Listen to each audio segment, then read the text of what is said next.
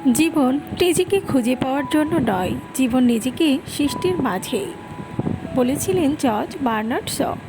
জীবন চলার পথে বাধা আসতেই পারে, তাই বলে থেমে যাওয়ার কোনো অবকাশ নেই।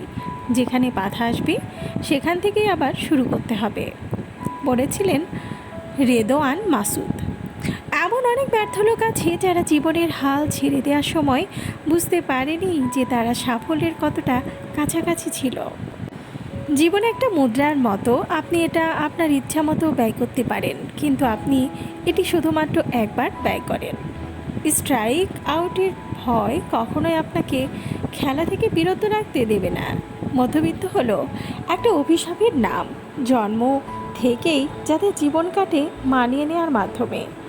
জীবন আপনাকে যা দেয় তার জন্য স্থির হবেন না, জীবনকে আরও ভালো করুন আর কিছু তৈরি করুন। আমি বিশ্বাস করি প্রতিটি মানুষেরই সীমিত সংখ্যক হার্টবিট আছে। আমি আমার কিছু নষ্ট করতে চাই না।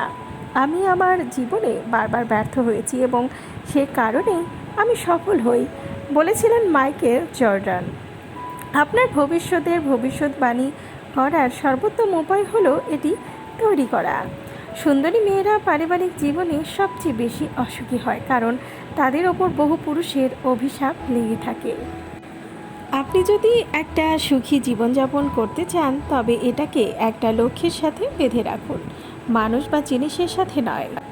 জীবন মানে ঝড় কেটে যাওয়ার জন্য অপেক্ষা করা না, এটা বৃষ্টিতে নাচতে শেখা। জীবন একটা সাইকেল চালানোর মতো, আপনার ভারসাম্য বজায় রাখতে আপনাকে অবশ্যই চলতে হবে।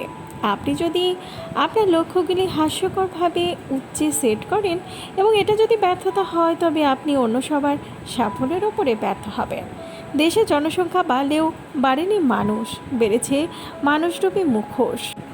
বিশ্বাস করুন এবং এমনভাবে কাজ করুন যেন ব্যর্থ হওয়া অসম্ভব। সর্বদা আপনার সেরা কাজ তুমি এখন যা লাগাবে পরে ফলবে। যখন আমরা আর কোনো পরিস্থিতি পরিবর্তন করতে পারি না, তখন আমাদের নিজেদের পরিবর্তন করার জন্য চ্যালেঞ্জ করা হয়।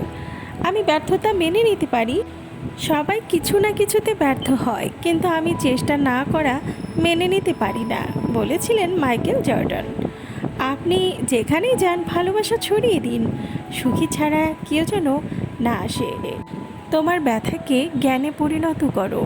মানুষকে ঠকাতে যাদের বুক কাঁপে, বিবেকে বাঁধে, তাদের জীবনে কখনো সুখ হয় না, দুঃখই সারা জীবন তাদের আড়াল করে রাখে। নেতিবাচক সব কিছু, চাপ, চ্যালেঞ্জ সবই আমার জন্য উত্থানের সুযোগ। জীবন হলো পাঠের ধারাবাহিকতা, যা বোঝার জন্য বেঁচে থাকতে হবে।